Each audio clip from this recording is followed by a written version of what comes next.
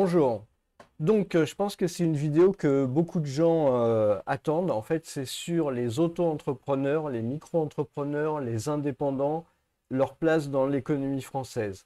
Je dois avouer que je m'attendais à des chiffres pas bons, mais les chiffres sont pire du pire que ce que j'aurais pu imaginer. Et ça renforce ma vision des choses, mais qui n'est pas que la mienne en fait, parce qu'encore une fois, Marc Toati, qui est un économiste que j'apprécie beaucoup, il montre les chiffres, par exemple, de création d'entreprises sans les auto-entrepreneurs et sans les micro-entrepreneurs. Et on va voir qu'il a entièrement raison. Je ne donne pas tort aux instituts de statistiques de mélanger ces chiffres ensemble, parce que moi, je comprends très bien que pour eux, c'est une donnée administrative, c'est une étiquette administrative. Voilà, voilà. C'est comme ça que sont définis ces types d'entreprises. Mais pour l'économie réelle, ça veut dire pour le potentiel productif, pour la création de richesses, pour le gain d'argent, de productivité et le bien finalement pour la communauté générale, ça n'a strictement rien à voir. Un chef d'entreprise n'a rien à voir. J'ai été chef d'entreprise, j'ai été avec des dizaines d'employés, j'ai été salarié, j'ai été indépendant, je connais, je comprends tous ces statuts et tout ce qui sous-tendent.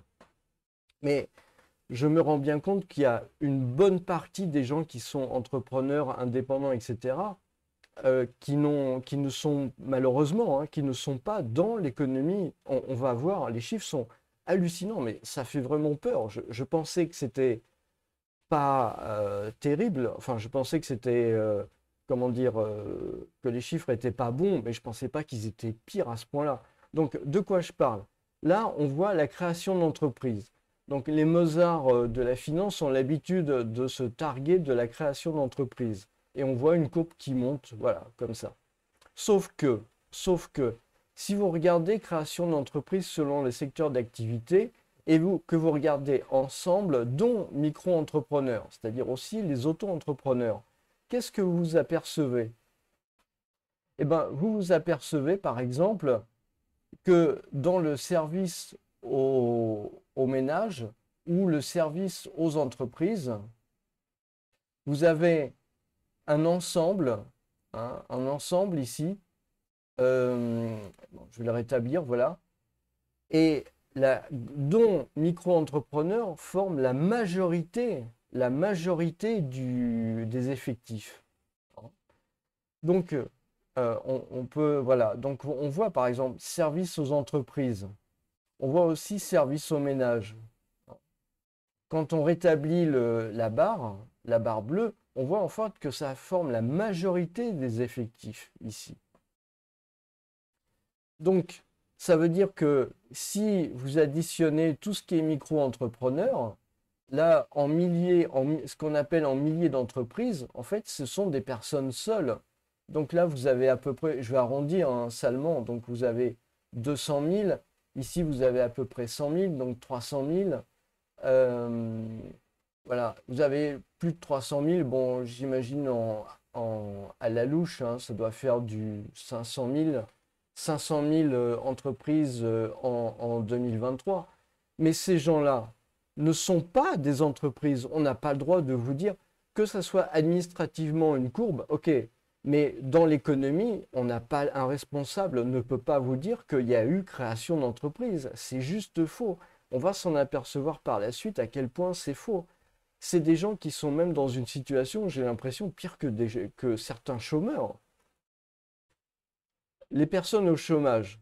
Donc, pour rappel, là aussi, on se targue d'une baisse du chômage, hein, grâce au soi-disant Mozart de la finance. Oui, mais le problème du chômage, encore une fois, c'est une dénomination administrative. Pour l'économie, ça n'a rien à voir. Pour l'économie, un chômeur, c'est quelqu'un qui n'est pas productif, c'est quelqu'un qui ne donne pas sa pleine puissance de productivité au pays, en l'occurrence, ou à l'entreprise, puisqu'il n'y en a pas. Et puis, c'est quelqu'un qui ne touche pas un salaire, c'est quelqu'un qui ne touche pas un revenu, il n'y a pas de la création de richesse. Mais si vous voulez que ça ne soit pas de la création de richesse pour 100% du temps, comme ça l'est pour le chômeur, ou pendant 25, 50 ou 75% du temps, comme ça l'est pour les gens qui sont, entre guillemets, dans le halo du chômage, ça revient au même pour l'économie. Donc en fait, ces deux courbes, elles doivent être additionnées. Additionnées. Ça doit être ajouté à ça pour avoir les vrais chiffres. Et quand on va voir la situation, mais alors des travailleurs indépendants, mais là c'est carrément hallucinant, quoi. En fait, j'ai cherché, parce que suite à des commentaires sous les vidéos, bon, vous voyez que c'est utile, j'ai recherché à voir les chiffres pour les travailleurs indépendants, où est-ce qu'on en est? Où est-ce qu'on en est en termes de revenus? Où est-ce qu'on en est en termes de nombre? Enfin, comment ça se situe? C'est vrai que j'avais jamais trop pensé. Eh ben, c'est hallucinant. Vous cherchez sur Google, hein, c'est pas compliqué en fait, hein. C'est Google, travailleurs indépendants, c'est le premier lien qui arrive, ursaf.org. Et, et quoi? Eh ben, et c'est sur la première page. Vous arrivez directement sur la première page, vous avez les derniers indicateurs. C'est en gros, c'est en très gros. Donc, qu'est-ce que vous voyez là? On va commencer par ça. Évaluation du nombre de travailleurs indépendants. 2017. Tiens, c'est marrant. C'est quand le travail a commencé à se précariser avec les Mozart de la finance. Et tout d'un coup, ça fait un bond. C'est bizarre. Et, euh, et la création d'entreprise, ah ben elle fait aussi un bond. C'est bizarre. Bon, très bien. Qu'est-ce qu'on peut lire là? 2,71 millions d'auto-entrepreneurs, dont 1,38 euh, millions économiquement actifs. Ok? Donc, bon, vous cliquez sur les sources, hein, il y a des tableaux, vous pouvez les lire, hein, il y a aucun souci. Et qu'est-ce qu'on voit là? Le revenu moyen des travailleurs indépendants. Donc ça, c'est freelance, indépendant, etc.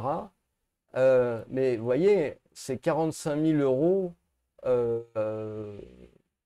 45 000 euros par an. 45 000 euros par an. Donc, voilà. Et si vous regardez les auto-entrepreneurs, 7 471 euros par an. 7 460, non, 7 417 euros par an. Ça fait à peu près 7 400 euros par an. Donc, vous divisez ça par 10 en gros pour avoir ça sur une année, sur un mois, pardon, ça fait à peu près 750 euros par mois. 750 euros par mois. On est loin d'un PDG du CAC 40, hein. C'est horrible. Non, franchement, c'est des chiffres terribles. Terribles. Donc, on prétend en fait que ça, ce sont des entreprises. J'ai rien contre les auto-entrepreneurs. C'est un statut qui permet de faire des choses, hein, mais c'est quand on sait faire du business, quand on sait faire des affaires, quand on sait trouver des clients. Et sinon c'est pas de moi, hein. Il y a un YouTuber qui s'appelle Mark Blursky, donc je lui rends son copyright. Il appelle les indépendants les esclaves indépendants ou les esclaves, esclaves freelance. Ah, c'est ça. Je veux dire, on n'est pas dans des niveaux de revenus par an qui sont des revenus astronomiques. Ça n'a rien à voir avec ce qu'on peut attendre d'un quelqu'un qui crée une entreprise, une vraie entreprise avec des salariés, avec du travail qui est fait, avec des profits, etc. Là, on est carrément dans des revenus qui sont des revenus même sous-salariés. Ces gens-là ne gagnent pas le SMIG. Ils ne gagnent même pas le SMIG. Ils ne gagnent pas le SMIG, ils ne sont pas protégés. Enfin, comme c'est l'URSSAF, j'imagine, peut-être ils sont protégés quand même avec un minimum de sécurité sociale. Je me demande ce que sera leur retraite, mais on ne peut pas dire que ces gens-là créent des entreprises. Ils travaillent probablement, ils sont peut-être très courageux, il n'y a peut-être pas de doute sur la question, mais en tout cas, en termes de productivité, en termes de création de richesse, que ce soit pour eux-mêmes ou pour la société, au niveau global, hein, il peut toujours, bien entendu, enfin, il y a des exceptions, je suis bien placé pour le savoir, mais, mais de manière générale, les chiffres sont terribles, terribles, terribles. Ça veut dire vraiment, il y a euh, auto-entrepreneurs, auto-entrepreneurs, à peu près 2 400 000 personnes, dont, voilà, bah, c'est ça, 1,4 million d'actifs. Donc, bah, ces gens-là, il faut les rajouter aux chômeurs. Ces gens-là doivent être rajoutés. Alors, ces gens-là, ils doivent être rajoutés à la courbe du chômage. Il ne faut pas dire que ces gens-là sont des travailleurs. Encore une fois, je ne leur enlève pas les qualités, mais en termes d'économie, on n'a pas le droit de dire ça. Ils sont dans une situation terrible. Enfin, je ne sais pas, vous vous rendez compte. Moins que le SMIC. Peut-être, c'est hallucinant. Et en termes d'entreprise, on n'a pas le droit de dire que autant d'entreprises ont été créées. C'est pas vrai. C'est juste autant de gens qui ont été poussés au chômage. C'est pas de la création d'entreprises, ça, c'est pas vrai. C'est faux. On pousse des gens dans des situations où ils ont encore moins de revenus que salariés et probablement même moins que certains, que les chômeurs. Mais c'est juste une folie. On n'a pas le droit de dire qu'il y a eu tant d'entreprises créées. Et ce n'est pas des sites complotistes, purée, c'est l'INSEE et l'URSSAF. Il n'y a quand même pas plus officiel, quoi. Je comprends pas. Comment ça se fait que les gens n'arrivent pas à lire ce truc-là? C'est fou. Les défaillances d'entreprise. Parce que les défaillances d'entreprise, bon là, mais tout est repris là-dedans. Mais encore une fois, c'est pas de la faute de l'INSEE, hein. L'INSEE, comment dire, l'INSEE a des caractéristiques, une classification, voilà, une norme de classification qui est ce qu'elle est. Elle est peut-être pas idéale, donc ils font leurs chiffres comme ça. Mais après, on n'a pas le droit de prendre les chiffres comme ça. Il faut comprendre ce qu'il y a derrière. Sinon, c'est pas possible. C'est pas possible. Je veux dire, je suis halluciné. J'étais très loin de me douter que c'en était à ce point-là, quoi. C'est fou, quoi. Et ça, c'est en 2022. Alors, je ne vous raconte pas avec la crise économique en 2023 et celle de 2024 où les entreprises ont plus de trésorerie, donc peuvent plus se payer les services de ces gens-là. C'est ça qu'il faut voir, hein. Parce que on voit les chiffres du chômage qui bougent un peu, qui montent. Bon, moi je comprends que c'est vraiment un début de vraie hausse du chômage parce qu'on a vu les chiffres de l'intérim qui s'écroulent. Mais il ne faut pas vous leurrer. Si vous voyez les chiffres de l'intérim qui s'écroulent, ça veut dire que les travailleurs indépendants, là, ceux-là, ils ont été les premiers à avoir leur contrat interrompu et éventuellement à être mis à la porte. Donc ils sont vraiment dans une situation grave. On n'a pas le droit d'appeler ça de la création d'entreprise. C'est plutôt de la mise au chômage des gens et dans une situation encore plus précaire. Et je veux dire, il n'y a rien d'autre à dire. En fait, la réalité du chômage, c'est que c'est voilà, 2,3 millions plus 2 millions, ça fait 4 millions, 3. Vous ajoutez à ça, voilà, on va faire 1 million d'indépendants, donc 5 millions et demi. Vous avez en fait 5 millions et demi de chômeurs.